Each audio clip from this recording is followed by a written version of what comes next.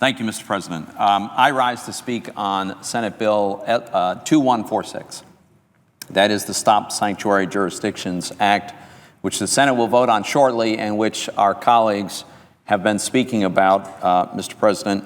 First, I want to recognize and thank my colleagues for joining in this effort, Senator Vitter, Senator Grassley, Senator Cruz, and Senator Johnson, in introducing this very important bill. I can't believe the way it is being mischaracterized, and I'm going to try to address some of those mischaracterizations.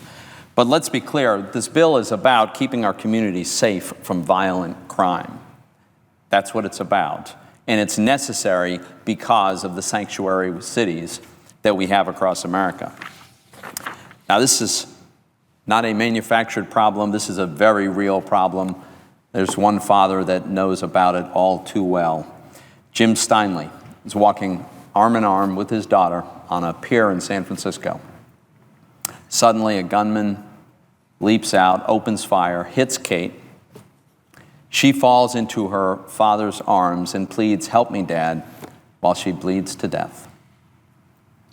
Mr. President, what's so outrageous about this, among other things, is that the shooter never should have been on the pier that day in the first place.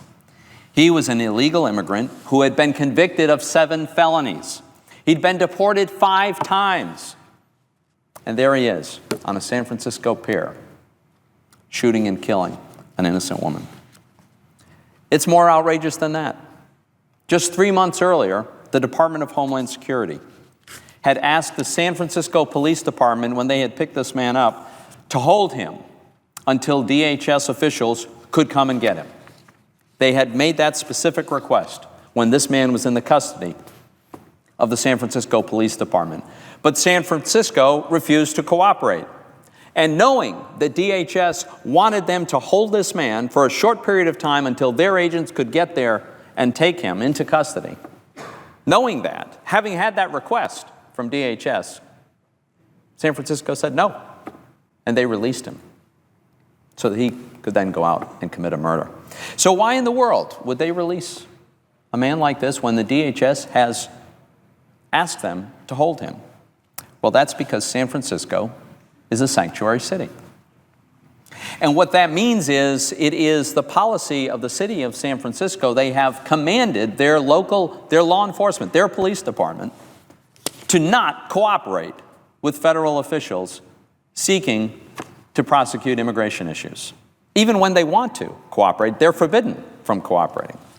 Now think about how absurd this is. If federal officials had called the San Francisco Police Department about any other kind of crime, a larceny, a burglary, a trademark violation, they would have been happy to cooperate. They would have cooperated, in fact. But because the crime was related to illegal immigration, the San Francisco Police Department's hands were tied. The police were forced to release the man who would then go on and kill Kate Steinle. Mr. President, as a father of 3 young children, I can't even begin to think about the pain that the Steinles just went through. And what's so maddening is that it was entirely unnecessary. And sadly, this is not the only case, as you know. According to the Department of Homeland Security, during an 8-month period last year, sanctuary jurisdictions, cities and counties that have adopted this policy of non-cooperation have released over 8,000 illegal immigrants that they had in their custody. They released them. 1,800 of these were later arrested for criminal acts. And this includes 2 cities that refused to hold individuals who'd been arrested for child sexual abuse. And in both cases, the individuals were later arrested for sexually assaulting young children. This is how outrageous this has become. Now, just for the record, let me make it very clear. I completely understand. The vast, overwhelming majority of immigrants would never commit such crimes. That's not what this is about. But the truth of the matter is, any large group of individuals is going to have a certain number of criminals within it. And of the 11 million people who are here illegally, some are inevitably violent criminals. So the Stop Sanctuary Jurisdiction Act provides a solution to this. It does it in 3 parts. First, under our legislation, sanctuary jurisdictions will lose certain federal funds. In other words, if a city or a county or municipality decides that they will forbid their law enforcement officials from cooperating and even sharing information with federal Department of Homeland Security officials, well, in that case, they will lose some federal funding. Second, this legislation includes Cates Law. This is a law that provides for a mandatory minimum 5-year sentence for a person who re-enters the U.S. illegally after having either been convicted of an aggravated felony or having been convicted twice before of illegal re-entry. And then finally, the third thing this legislation does. Across America, dozens of municipalities that were cooperating with federal immigration officials, they've really been forced to become sanctuary communities, sanctuary cities or counties. And that's because several federal courts have held that local law enforcement may not cooperate when DHS asks them to hold an illegal immigrant. They maintain that there's not the statutory authority for local law enforcement to do so. And therefore, if the local police were to cooperate, as they should, they'd be liable to damages, and that this would apply even in dangerous criminal cases. So we solve that problem by making it clear that when local law enforcement is acting in a fashion consistent with what DHS has requested and what DHS has the authority to do themselves, then there would be no such legal liability. Now, some of my Democratic colleagues, I've heard them say that we don't need this legislation. All we need is for greater cooperation between federal and local law enforcement. Well, that's absolutely factually incorrect. It's not possible to have the level of cooperation that we need to have because of these court decisions, because the court decisions effectively, they have the effect of precluding the kind of cooperation that we need. And that's why Congress needs to act. We need to make it clear that local law enforcement can, in fact, hold somebody that the Department of Homeland Security needs to be held, just as the Department of Homeland Security has that authority themselves. So the Stop Sanctuary Policies Act provides this solution. It's a balanced solution. It confirms that local law enforcement officers are, in fact, allowed to cooperate when federal officials ask them to hold an illegal immigrant. It's carefully drafted to protect individual liberties. If an individual's civil liberties or constitutional rights are violated, then that individual can still file suit, can still seek a remedy, and that's as it should be. But, Mr. President, this legislation, the Stop Sanctuaries Policy Act, really should have very broad bipartisan support. And let's keep in mind the people we're talking about here.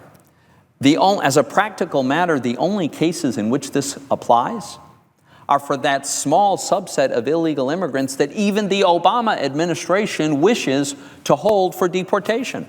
Only that small subset of people that the Obama administration believes is dangerous enough to warrant a removal. Really? We can't even have local law enforcement officials cooperate under those circumstances? And President Obama's own Secretary of Homeland Security has declared that sanctuary cities are, quote, not acceptable. He has described them as, and I quote, counterproductive to public safety. So, Mr. President, there's no real basis for voting no on this. Opponents have turned to misrepresent this in many ways, but the facts are overwhelming. And by the way, there are 3 national law enforcement groups that have written a powerful letter addressing some of the misrepresentations that have been made about this bill. They have reaffirmed their support for this bill. They include the National Sheriff's Association, the National Association of Police Organizations, and the Federal Law Enforcement Officers Association. And, Mr. President, I ask unanimous consent to submit their letter for the record. Without objection. And, Mr. President, let me finish by simply reminding my colleagues, the vote that we're about to have is not actually a vote on this bill in its current form. If members object to a provision in it or they want to add a provision in it, then by all means, let's vote to get on the bill, let's open up debate, and we'll have amendments. We'll have a discussion. We'll have a debate. They are free to attempt to improve this bill, modify this bill as they see fit. This vote today is not a final passage vote. It's a vote on whether or not the issue of sanctuary jurisdictions is important enough to merit the Senate's consideration.